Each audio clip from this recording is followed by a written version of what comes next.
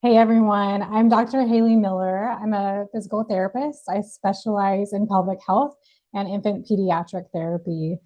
I am so excited to talk about this stress reset workshop for moms. This is actually my second time filming this. I didn't record the live version, so that's thanks to my nervous system. But this workshop is going to go over a lot of tools that you can use every day, even when you're with your kids, to help calm your nervous system and co-regulate with your kids.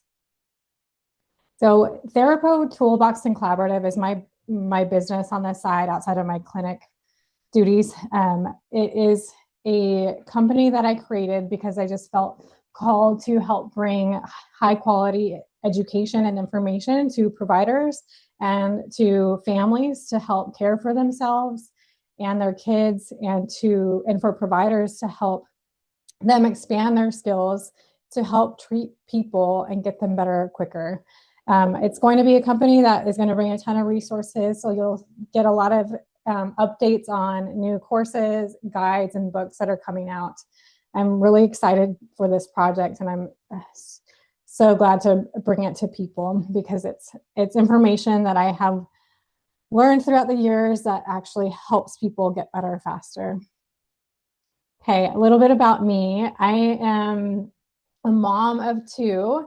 I also work at Genesis PT and Wellness as a pelvic floor physical therapist. I treat men, women, children, all ages. I literally treat all generations within a family. And I focus on the nervous system in every session. And I try to be a provider who is real, down to earth, and helps you not only take care of yourself, but take care of your loved ones. This is a picture of me in November. We did family pictures and I look crazy. I chopped my bangs and they're like two bangs on here. And right before a photographer showed up, there was a playground like just to the right of those trees. And my little one busted his lip on the playground step. Jackson was running around and there was tons of kids everywhere. I was so overstimulated. One, I was stressed out from getting ready for the pictures and getting everybody else ready. And then that happened. And then the boys were being crazy, like out of their mind, running around and like wouldn't listen to the photographers, keep like asking them to like hold still, look at the camera. And then in that thick of it, like feeling overwhelmed and stimulated, even though like I wasn't really present in my body. Look at these boys, look at how loving they are, look at how much love they have. And this is a scene that happens, I know, in every household with every parent who has kids and who struggles regulating with them and co-regulating. So this course is going to give you the tools to help regulate in those moments that you experience like I did with those pictures. Okay, this course is for workshops for moms or anybody. This is for providers too, but these are going to be tools to help those moms who constantly feel on edge or overstimulated. These are for the moms who snap easily and feel guilty afterward. I am that mom this week because I was solo parenting and dealing with two boys who are very strong-willed, stubborn, and has so much energy. I was very short with them, trying to get them in the car for daycare drop off and all the other things.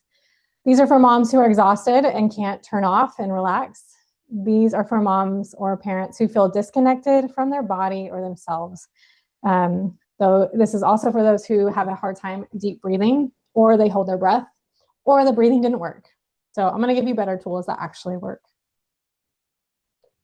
Just a quick medical disclaimer. This is information just for educational and informational purposes.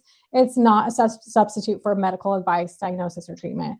If you need more help, get a qualified physician. I'm one of them, I promise. But there are better therapists out there who deal with this kind of stuff every day if it's more advanced. But if there are physical symptoms, I'm your girl. But there are a lot of physical therapists who work with this as well. Okay, this should take around 45 to 60 minutes. Have a pen and notebook handy, but I will give you a guide afterward. It'll go over some strategies and techniques that we'll go over in this workshop. stay to the end. I'll give you some information on the free guides you can get on my website as a thank you for being here.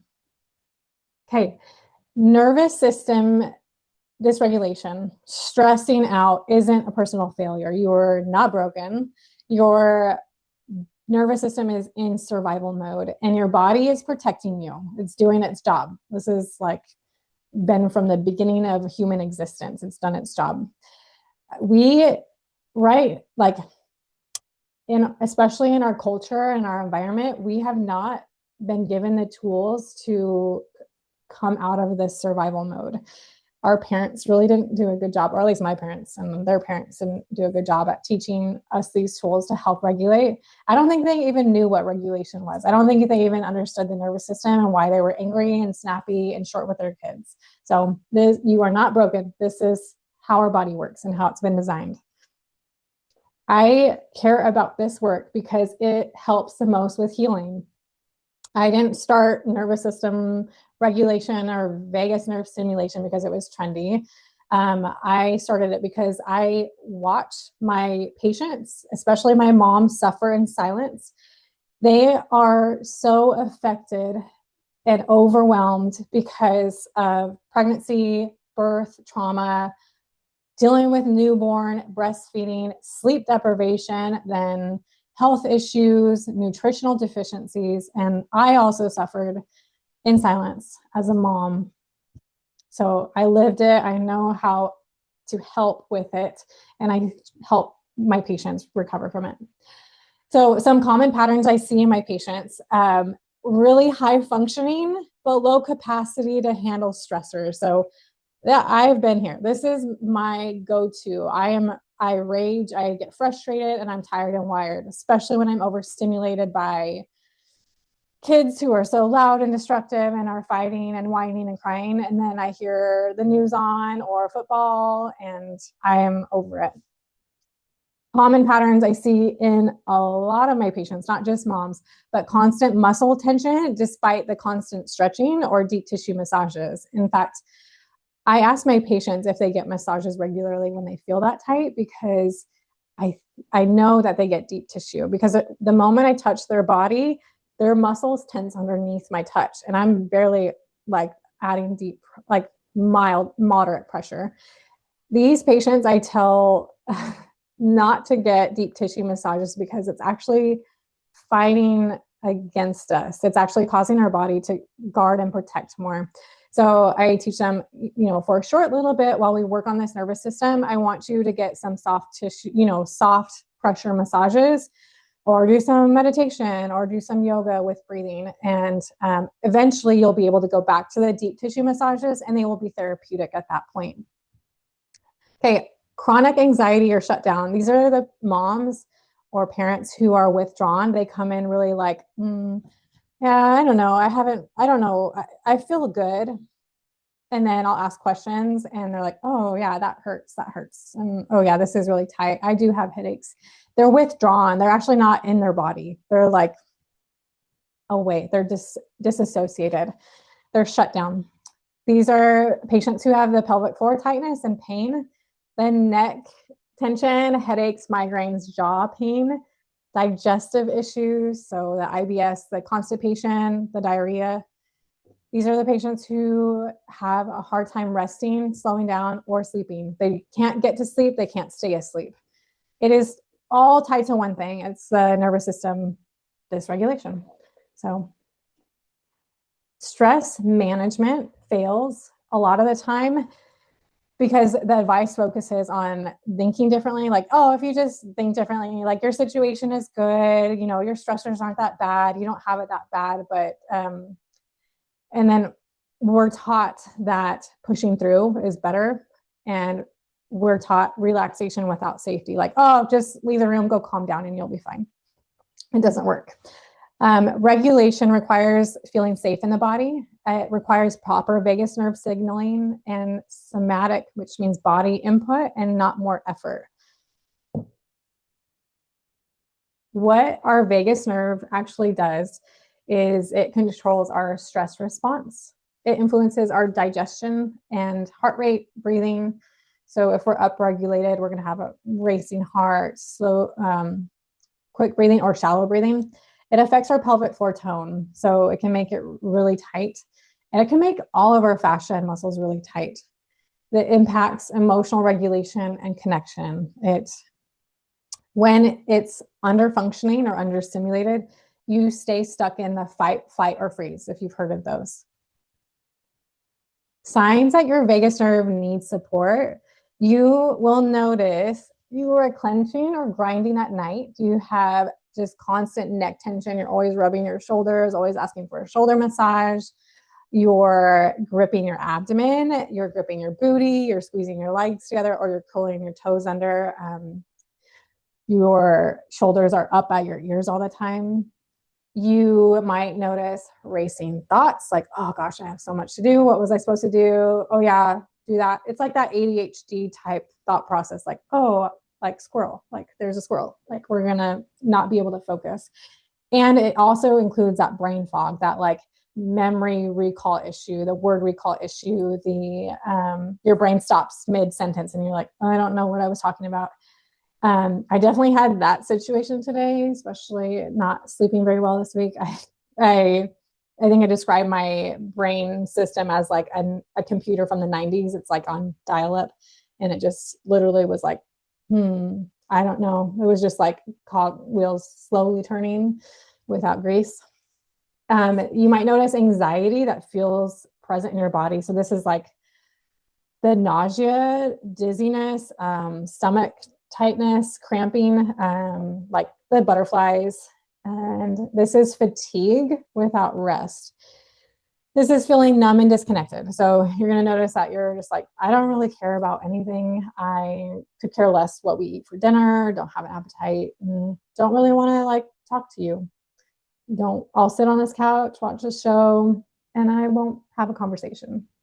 So those are signs that your vagus nerve needs some help. We are going to practice some things today to help you learn how to downshift your nervous system safely. We're going to teach you vagus nerve input that actually works and teach you where the vagus nerve is so you can target it. We're going to teach you how to regulate without needing silence or leaving the room. We'll teach you tools you can use in real life with your kids around. And we'll give you ideas for your kids to regulate. Okay, we're going to start with the 5-breath reset. Yeah, I said breathing doesn't work sometimes, but this is going to target the vagus nerve that runs through the diaphragm. So I want you to put your hands on the sides of your ribs, or take your hands, hug yourself, and put your hands on the sides of your ribs. I do this actually when I'm hanging out with my kids and I just need to remind myself to breathe into my ribs. Slow your exhale down. Breathe through your nose. Inhale deeply, expanding your ribs in all directions. Think an umbrella, you're expanding it out in the front, the sides, and in the back. Inhale. Exhale. Inhale deeply. Imagine energized, cooling air flowing through your nose, down into your lungs, filling your body, out through your fingertips, your head, your feet. And exhale all the stress and worries away. Inhale deeply, feel your ribs expand into the backrest of your seat, or inhale into your armpits. And exhale through your nose. Try and exhale a little bit longer than you inhale. A few more breaths. Inhale slowly. And exhale. Inhale deeply, filling the lungs up with cool air. Breathe in positive affirmations. And exhale all the frustration. So even after a few breaths, you should start to feel your body lighten up. And I promise that we're not going to be just breathing in this workshop. There's a lot more to it. Okay, this breathing works because it increases your ventral vagal tone, which I'll go over here in a little bit. It expands our capacity in our nervous system to deal with stressors. It expands it with each breath. So the more you do, the more tolerance you'll have to the stressors. So keep taking those deep breaths. It will reduce the protective muscle holding. So if you find yourself tensing up when you're doing activities, breathe into it. Don't run away from it. Don't hold your breath. Breathe into it. It'll improve the recovery between stressors. So if you're going from like getting up, I got to get myself ready, got to get the kids ready, got to get the coffee, got to get them out the door. Oh, I forgot their water. We got to get in the car, drop them off at daycare. Whatever it is, it's going to help improve that recovery between stressors. So this is a training. It's not a quick fix. So this isn't going to make everything better right now. It's going to add up over time. So I want you to make some notes on what you feel would sound appealing for your nervous system. Okay, signs of a dysregulated nervous system. There's a lot. Let's pay attention. So your body is stuck in a state of overactivation or shutdown. And there's two stages here. So instead of moving fluidly from relaxation and activation, it's actually like getting stuck. It's like, I can't get to relaxation. I'm staying in this terrible state. It'll affect you physically. You'll have chronic pain, gut issues, dizziness, terrible sleep, and muscle tension. You'll have emotional symptoms. That's that anxiety, the rage, irritable, feeling overwhelmed or withdrawn. Behavioral signs, restless, you're impulsive. This is like the doom scrolling on Instagram. This is the scrolling through Amazon and shopping and buying and shopping and buying. This is productive procrastination. So you're doing everything around you, but what you actually have to get done. This is me to a T. Like I will build a room, I will build a house, but I don't want to go do taxes like that I have to do. This is signs of energy imbalances. So that's that feeling wired but exhausted, not being able to shut your brain off before bed. This is burnout. Like you just don't find joy in the activities anymore, or you just don't care. Like, again, you don't have any emotions about anything or feelings. So if you pay attention, if you actually listen to your body, your nervous system is communicating to you all the time. So we're going to teach you how to listen. Calm is not actually the goal. It is safety. Safety is the goal. Your body has to feel safe before it can actually truly relax. And you'll be able to feel the difference between calm and safety. So the vagus nerve is the longest nerve in the body. It's a cranial nerve that comes from your brainstem. So the base of your head generally is where it's at, where your head meets your neck. And it connects the brain, heart, lungs, and pelvic organs. It helps in digestion, heart rate, breathing, inflammation, and mood. It controls the parasympathetic nervous system, which is that rest and digest mode, the good mode that we want to be in often. This is the pathway. So again, it starts at that brain stem. It goes down both sides of the trachea, the sides of the neck, and it goes down both sides of the heart and through the diaphragm, innervates heart and lungs, and it innervates some of the abdominal and pelvic organs. It doesn't actually innervate the pelvic floor or the pelvic, like uterus, that kind of stuff, but it has connections to it. This is important to know because if we know how it runs through the body, we can target these areas and stimulate it. So this nerve is really important. If we get to stimulate it, it can help make a shift from that stress state to that relaxation state. So it'll help us move fluidly from state to state. It will help with chronic stress, autoimmune reactions, gut issues, and tension. It actually supports the gut-brain health. So if you're having a lot of like digestive issues, if you focus on this nerve, it will actually improve it. There's an app called Nerva that has been really helpful for my patients. It will help with immune function and emotional regulation. Okay, nervous system state. So we have a few different states. We've heard of the fight or flight and when the freeze or shut down, but we often don't hear like the good part of it, the ventral vagus. This is a safe and social state. There's different parts of the nervous system.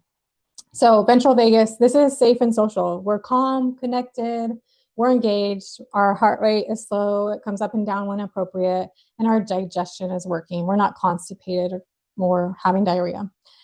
Sympathetic nervous system state. This is that fight or flight. We're anxious, we're upregulated, we're mad, we're irritated, our pupils are dilated, we're taking in, we're aware of our environment, like hyper aware, hyper vigilant, we're defensive. Dorsal vagus, this is interesting. I see a lot of moms in the state, but dorsal vagus, this is freeze or shut down. You're numb, you don't care, you're withdrawn, you are depressed. but may not feel it, and you have a slow heart rate and you're constipated and you're stuck.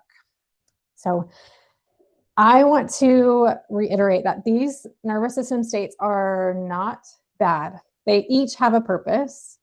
Regulation is the goal. Like, we want flexibility between all of these states to be able to feel regulated.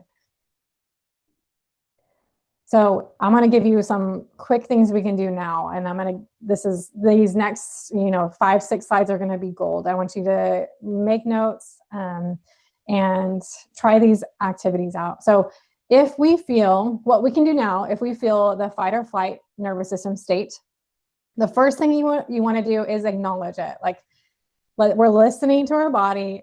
Oh, something's happening. I feel something. What is it? We're acknowledging. Do we feel anxious, alert, hypervigilant, or is our heart rate up? Am I racing? Am I anxious, defensive? Am I angry? Then you're not going to react. You're going to respond with diaphragmatic breathing. We're stimulating the vagus nerve that runs through the diaphragm by taking deep breaths. Then we're going to identify where in our body is it tensing. My neck, my jaw, my belly is gripping, and you can try to actively relax it. Let's loosen that up.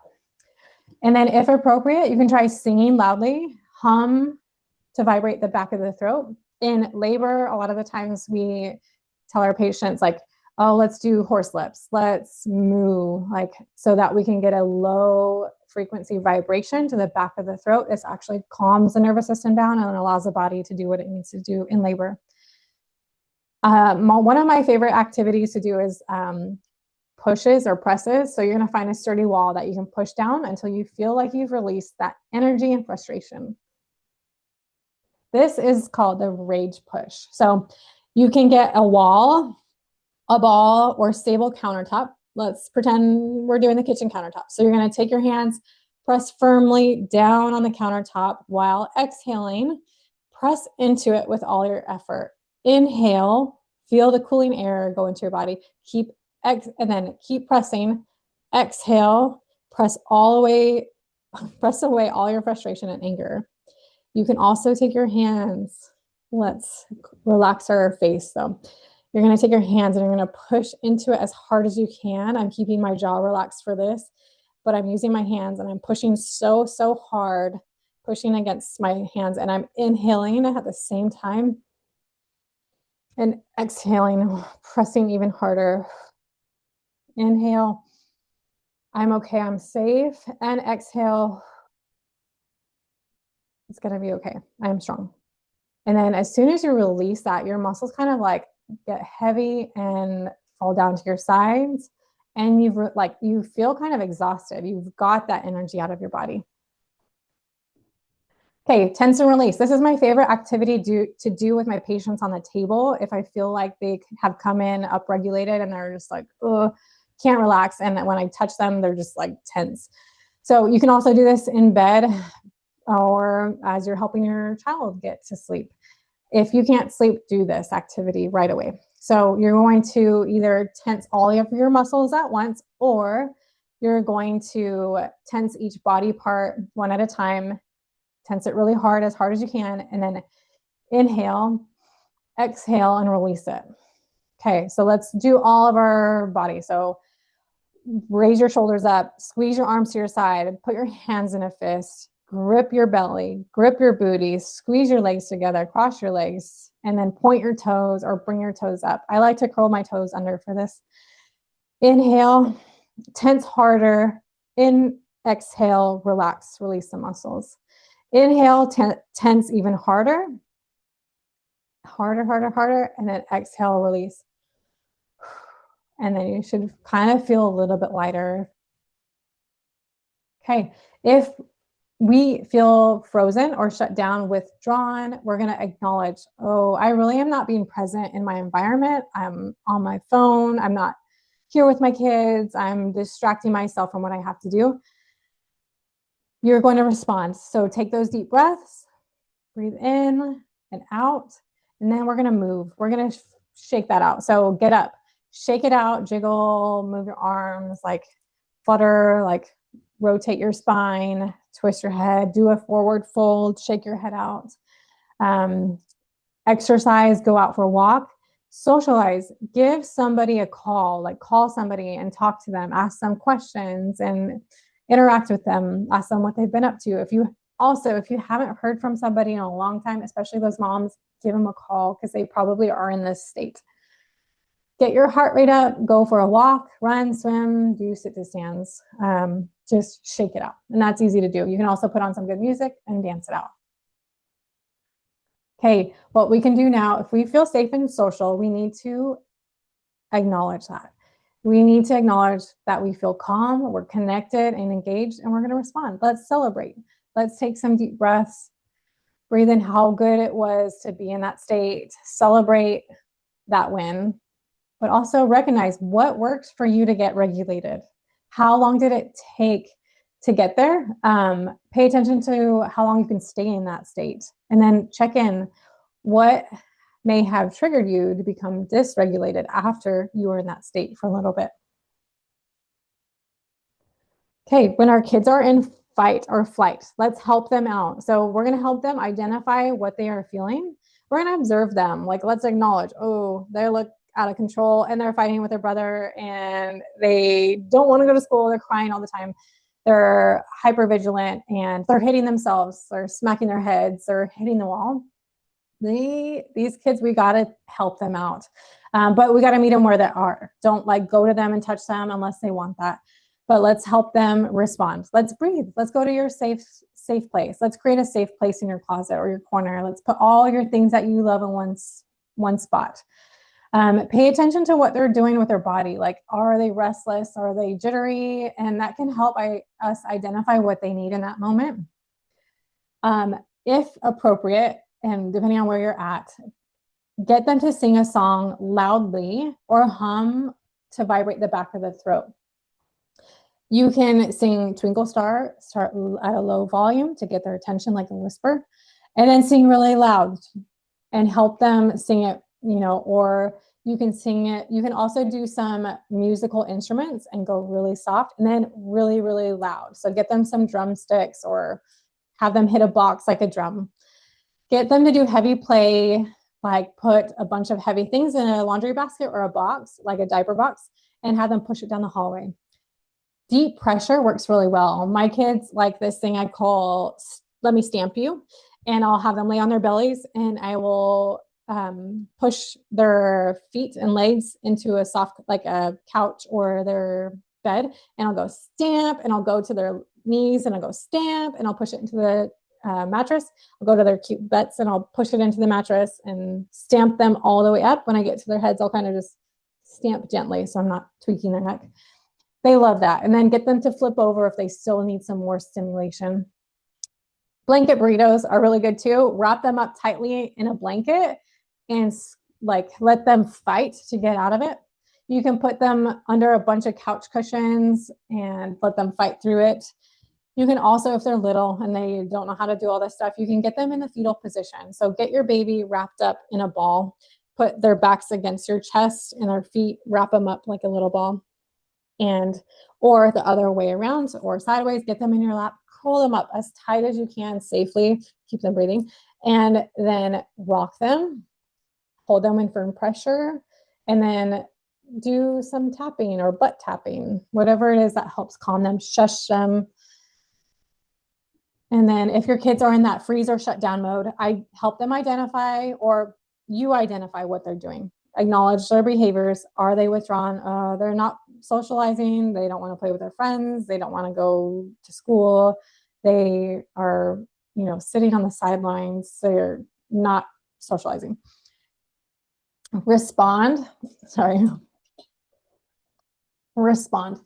Identify that emotion if there is one and help them feel safe about it. Hey, it's okay that you feel this way. Like, mommy's felt this way, daddy's felt this way, and that's okay.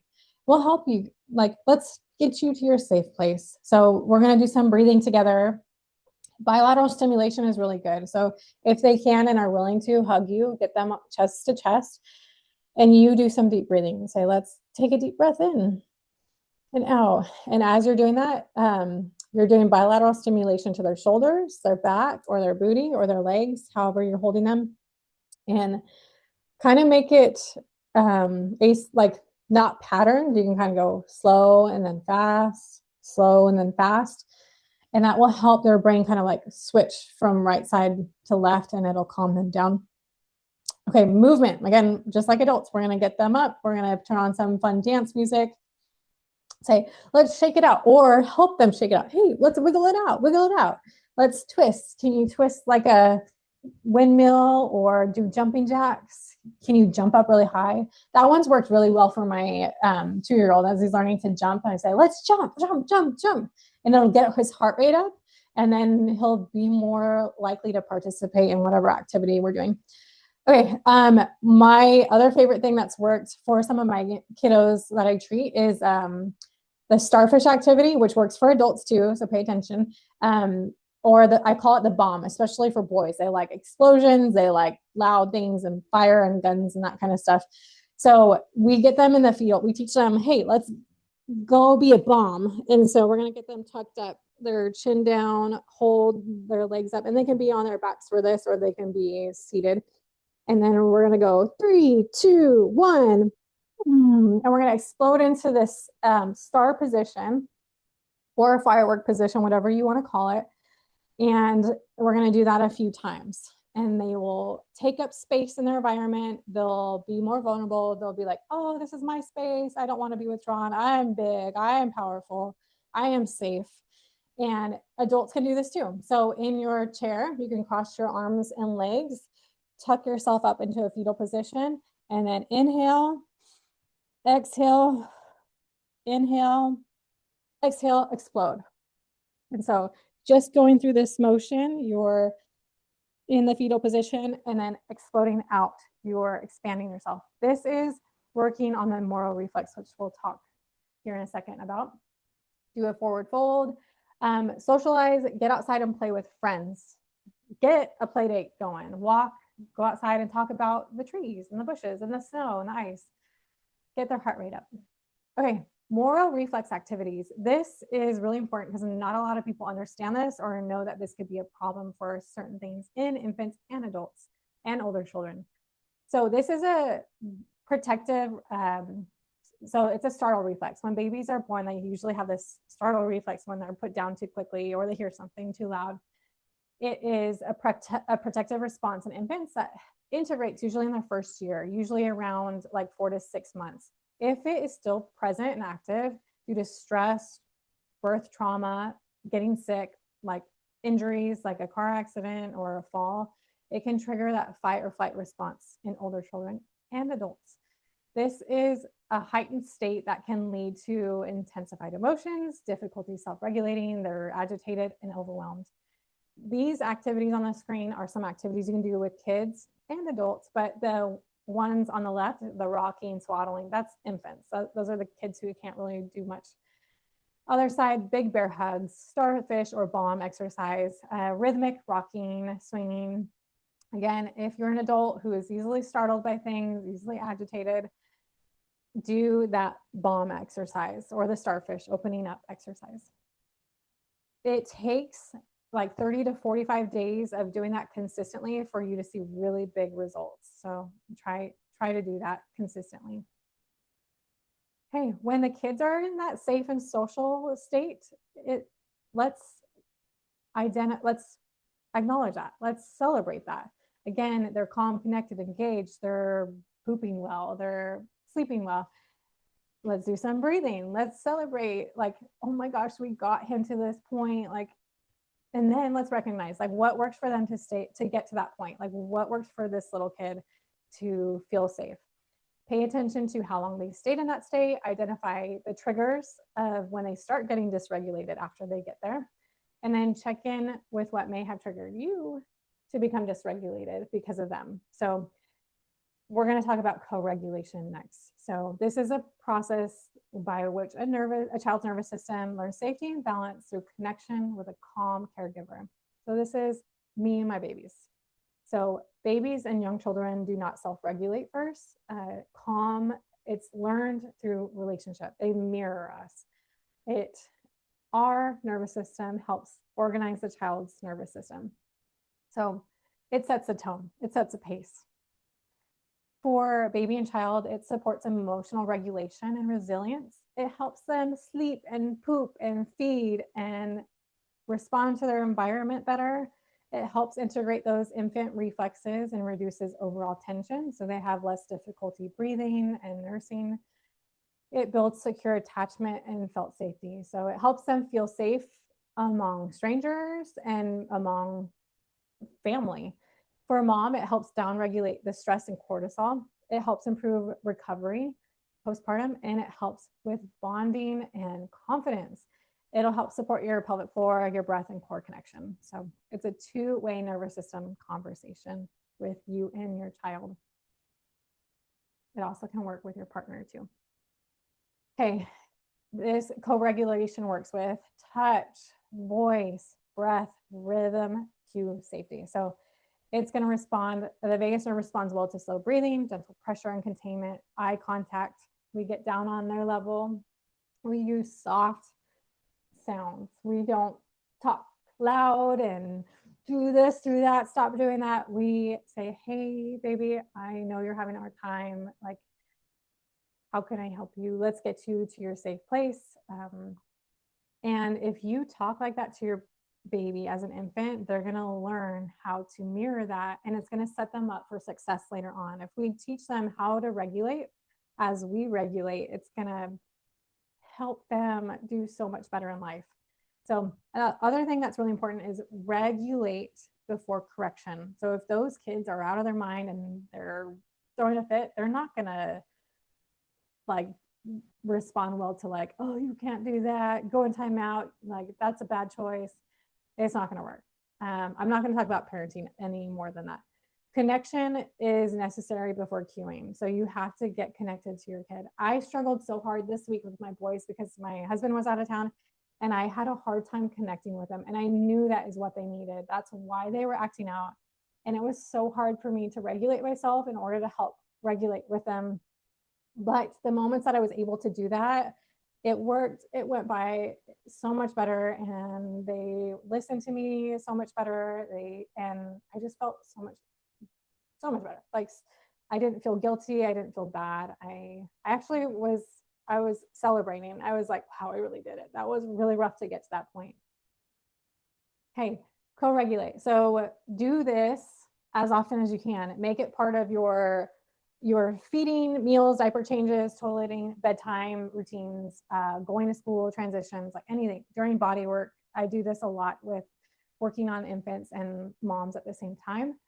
Co-regulation is a way of being. It's not a technique. So it's like we have to get regulated first, slow our breathing down, do our 5-breath reset, drop our shoulders, soften our jaw and belly, feel where our feet are or sit bones are when we're hanging out with our kids or nursing them. Add gentle connection. So we're going to focus on the skin to skin. Come here, let me feel you, let me hold you. Let's take some deep breaths. Let's rock. Let's add a rhythm. Let's go side to side. I'm going to stand and twist. We're going to walk. We're going to do chugga chugga choo choo, like as we walk. Whatever you want to call it. Use your voice. So I'm lowering my voice to help remind you, like low, slow tone, simple phrases and hummings. This is where nursery rhymes, like my 2-year-old loves Twinkle Star, and the moment I start singing it to him, he calms down and he starts to fall asleep. He actually wakes up singing it. And if he is tired, he sometimes will sing it in the car. Like when he starts to get sleepy, he'll sing it to himself, and maybe different lyrics, but it's the same tune. Breathe together. So breathe as your baby breathes. Try to sync. Exhale longer than inhale. Don't force it. Just invite it. Okay. And again, your child is going to mirror what you're doing. So just practice it for yourself. Okay. Vagus nerve stimulation. We're going to get into some of the good, quick, and easy tools. So something really cool about this is if you work on this, it can reduce inflammation and pain. And that's a big problem in a lot of my patient population. A strong vagus nerve response lowers inflammation in the body. It can help with the autoimmune conditions. It can help with chronic pain and even depression. So these are there's a ton of techniques and tools out there. And the Vagus Nerve Guide that you'll get will have a lot more in there. These are some that we'll just go over. But one technique may work for you, but it may not work for another person. And you have to kind of try them all out. And sometimes one technique may work in a different situation. So just getting an inventory of these tools in your mind and ready to use will help with that. So breath work, we'll go through a few different ideas for breathing. Cold exposure can be helpful to some extent, and oral activities will help because it stimulates the back of the throat. Physical activities, there's a ton, so much more than here. We'll go over a few of them today. Visualization and mindfulness, we've gone through some already, but there's a few more that are really good. And then there are other things like counseling devices, apps, and auditory stimulation. Okay, some more breath work. Let's not just breathe. We're going to do some more stuff with it. Okay, diaphragmatic breathing. This is that 360 rib cage expansion, breathing into your rib cage and not your belly. So my favorite cues are on the inhale, breathe into your armpits, expand open like an umbrella. Do not breathe into the neck. Relax your jaw, your face, your tongue. Inhale, and then exhale longer. The pelvis should remain stable with breathing, and your belly is soft and relaxed. You're not tensing up. Belly breathing is different. I use this technique for my belly grippers. The tension that they hold there, I use it for bloating, anxiety, and those butterfly feelings. This is great for kids who are struggling with potty training too. If they're on the toilet and they're stressed out because they're like, I'm not pooping, nothing's coming out. Get them to breathe into their belly. So in a sit down or lay down in a comfortable position, put one hand at the chest, one at the belly. Let your belly out. Unbutton those pants if you need to. Buy the bigger pants if they're too tight, because it'll actually make you tense your abdomen away from it. Inhale, soften your belly, let it go, let it hang out. You can also try this sideline, and then exhale, keep it nice and soft. Inhale, send the air down into the belly as you keep it soft. Do not push it out either. So we're not straining to extend the belly. And then do this for a few breaths until you feel like it's softening some more. This is good for muscle tension, for abdominal surgeries like the C-section scars or gallbladder surgeries too. Box breathing. Okay, inhale. This is one of my favorite things to do. Inhale through your nose for 4 seconds. Imagine getting all that tension in your body and worries in that inhale. We're collecting them up in a space in our mind. Hold that space for 4 seconds. Compact it. And then exhale slowly through your mouth for 4 seconds. Send that crap out. Breathe it out. Send and force that tension and worries out for 4 seconds. And then hold again for 4 seconds. Hold at that moment, that feeling of less tension and less worries in that moment. So inhale for 4, hold. Exhale for 4, hold for 4. Inhale through for 4 seconds. Hold for 4 seconds. Exhale for 4 seconds. Hold again for 4 seconds. So that's where we get the box breathing, is the 4 seconds. And as we go inhale, hold, exhale, hold. Do that for 4 seconds until you feel more relaxed and calm. I know the more I breathe, the more I'm getting calmer in this presentation. So I hope you practice this. It'll help reset your mind if you're struggling with focusing, and it'll help you wind down before bed. There are a lot of tools and apps that help with breathing. There are certain heart rate variability devices as well that can help you. Oral motor activities are really helpful. You can do this with your kids too. Soft palate activation. So this is good to practice resting tongue posture. You're going to open your mouth, suction the tongue to the soft palate up here, right behind the hard palate, as if you're trying to clear your ears. So bring your tongue up, suction it to the roof of your mouth, close your mouth, hold it for a few seconds and relax. I like to tell my patients to rest their tongue there a lot of the times, and then try to suction, and then swallow. swallow. And humming and chanting, again, we went over this, so that Om yoga stuff, meditation, deep, slow humming for 1 to 2 minutes. Gargling water or mouthwash, especially in the morning, can help activate that vagus nerve that runs through the throat. Tongue movement. I get my kids to do this by giving them a gummy bear. Well, I will hold it and then I'll put it on one side of their mouth and I'll say, stick your tongue out and try and lick the gummy bear. And then I'll say, come follow it, come get it. And I'll lick it here and I'll go side to side and have them follow it. And then I'll give them a gummy bear. You can also, if you don't have any treats, you can say, find my finger with your tongue. And we'll push them to it through their cheek. Doing clockwise circles, tracing the cheeks, tracing your teeth in your mouth, going side to side up the palate. That will all stimulate the vagus nerve that innervates these throat and tongue muscles. Hey, chewing your food is really important. This is one of my pet peeves. My kids chew so fast, and so does my husband. They basically swallow their food. Sit down to eat, focus on your meal. Moms have the hardest time doing this. So if you can, try to sit down with your kids to eat an actual real meal. Focus on the color, the taste, the smell, how it it feels in your mouth.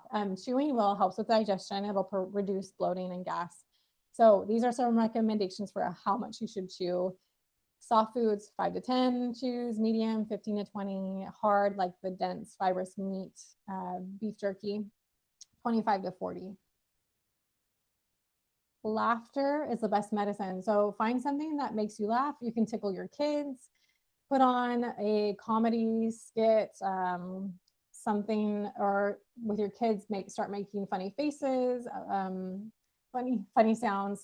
Laughing it stimulates the vagus nerve because we're laughing using our vocal cords and we're getting big, deep belly breaths, and it's stimulating the vagus nerve that runs through the diaphragm. Okay, physical activities. There's a lot of them. This is just going to be a few. Cold splash and hot packs. Splash cold water on your face in the morning or when you need a break. Rinse off with cold water in the shower. You can also put ice packs or ice rags under your armpits or at the base of your neck. That's actually really good to kind of awake you, but calm you and help you focus. You can use a cold stone roller at the sides of your neck and face. Cold plunges actually can be harder on our bodies than we think. So especially for women, and especially postpartum, do not do super cold water because it can increase your cortisol levels and cause more stress on the body.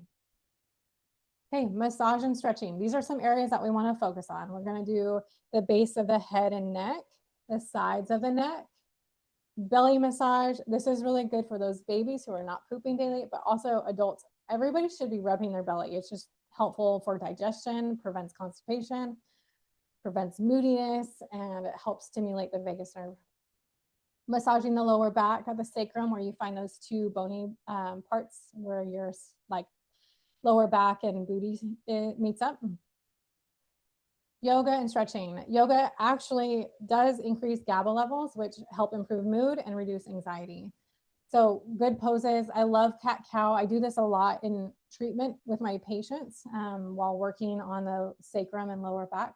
Child's pose is great. You can get really good deep posterior rib expansion. Doing legs up a wall, forward fold again, and bridges. Okay, we're gonna do this together. This is called the Stanley Vagus Nerve Exercise. You're gonna sit or lay down. This is from Stanley Rosenberg's book called Accessing the Healing Power of the Vagus Nerve. There's a lot more activities in there. This is one that I use even with my kids.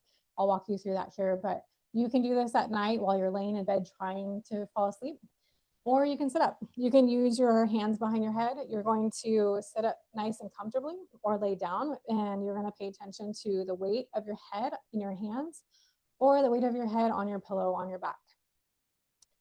Then we're going to start first with assessing our neck range of motion. First, you're going to go side to side to check how far you can go and assess discomfort. This one's easier than this side. I can barely move and I feel nerve pain radiating down my arm. So I hope that improves after this. Okay, now we're gonna put our hands behind our head and you're gonna take some deep breaths here. Inhale. Again, notice the weight of your head on the pillow or your hands.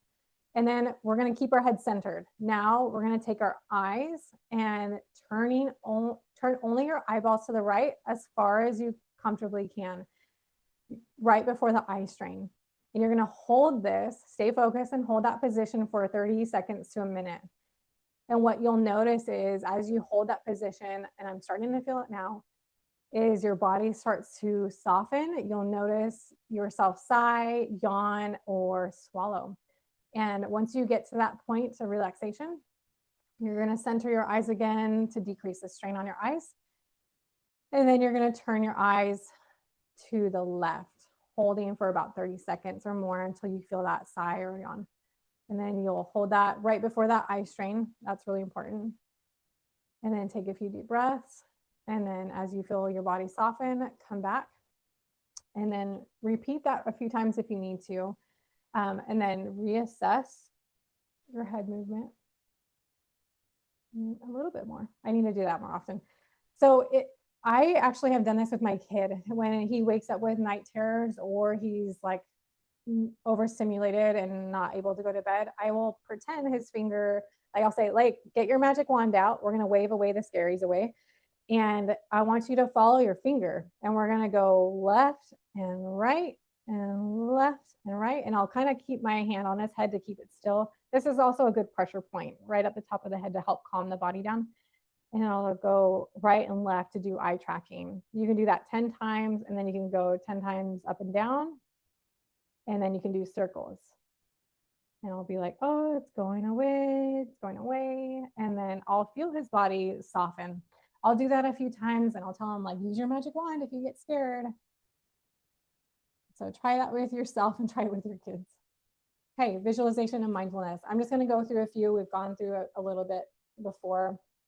So most important thing is be where you are, be where your feet are, no matter what you're doing, whether that's dishes or changing a diaper or disciplining your kids. Pay attention to how your feet feel under you. Unclench your jaw, relax your shoulders, your belly, your booty, wiggle your toes.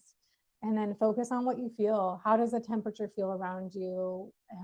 What is the sound around you? What do you see? What colors do you see? How do your clothes feel on your back, on your shoulders? And just be present. Okay, this is a really good one. You can do this with your kids easily and yourself. I actually did it this morning while I was eating my oatmeal. My toddler was trying to eat all my food. Okay, 5, 4, 3, 2, 1. These are all the senses that we're going to go through. So first you're going to start with vision. You're going to pay attention to 5 things. Notice 5 things. Hey, baby, do you see that color over there? What color is that? Hey, do you see my cup? Oh, do you see that shadow on the wall? Oh, do you see that plant and how green that leaf is? Pay attention and distract yourself. You can do this silently in your head. Touch, notice 4 things. Oh, I'm changing my kid's diaper. It smells so bad. I feel this wet wipe in my hand. I feel his soft, squishy leg in my hand. It's so cute. I feel my shirt in my armpit or my bra strap, and I feel the hair on my neck. So that kind of stuff. Here, notice 3 things that you hear. I hear kids outside playing basketball. I hear my rings clicking as I'm moving my hands as I talk. I hear my jaw popping.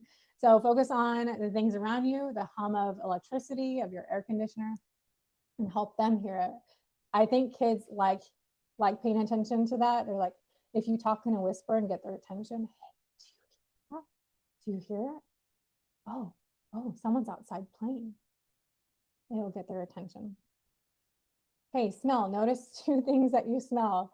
This morning, I worked on this activity specifically. I smelled my delicious maple oatmeal in maple brown sugar, and that was even just that one scent helped calm me because it smelled so good. And I was dealing with kids who were trying to get ready to get out the door. So take a deep breath and identify those 2 smells. If you can't smell one more thing, just like maybe smell your clothes. Like hopefully not your laundry soap, but okay, taste. Notice one thing. I am going to take a sip of water. I notice how cool it is, how it feels down my throat. It's refreshing. I've been talking a lot, or mint, or what you just ate. Okay, other options. I know this is a lot. Okay, grounding in nature, barefoot walking in grass or in sand or soil can be really helpful. Not on turf. Turf is very insulated. They put a lot of rubber pieces in there to help insulate it and cushion it. You need real dirt, real soil. So get outside, go to the beach, go, if your grass is safe enough to walk on, go outside and walk.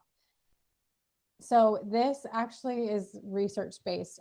It's not crazy. So connection to the earth starts instantly. You start, your body begins absorbing the earth's electrons within seconds, and it helps reduce stress and inflammation. Around 20 to 30 minutes is a recommended time consistently. Wet grass is good. Sand and soil are the best. They offer grounding mats that you can plug into the neutral prong in your outlet, that single circle one, and they offer grounding sheets. I use both of those occasionally. I use my grounding sheets a lot, especially when I notice inflammation like carpal tunnel coming on. Think of it like vitamin E, vitamin Earth, or vitamin D.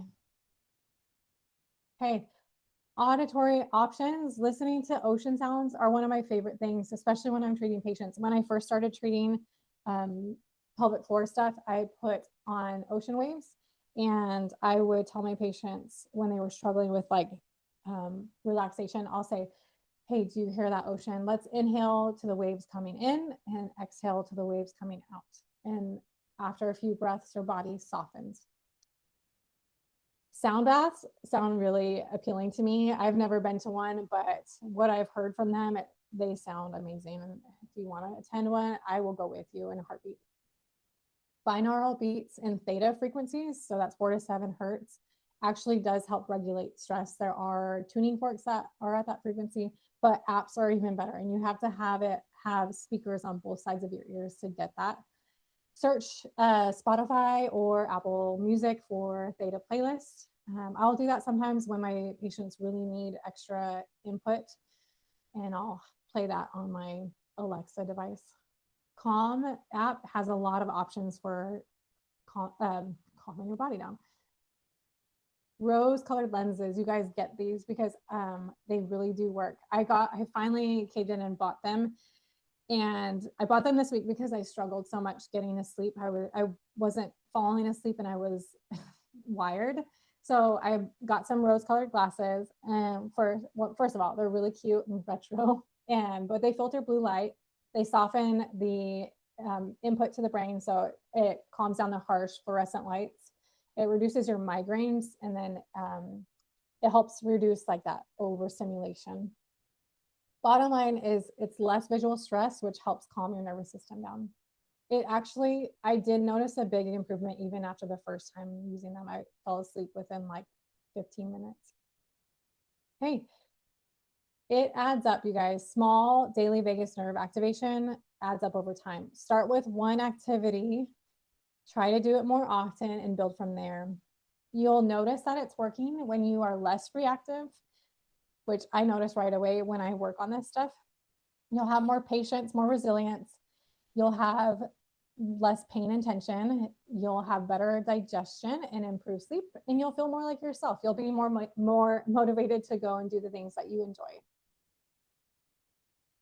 So you guys, this is just the beginning of your practice. Today, you learned a ton of stuff. We learned why stress lives in the body, how the vagus nerve drives symptoms, and we learned a few tools to reset.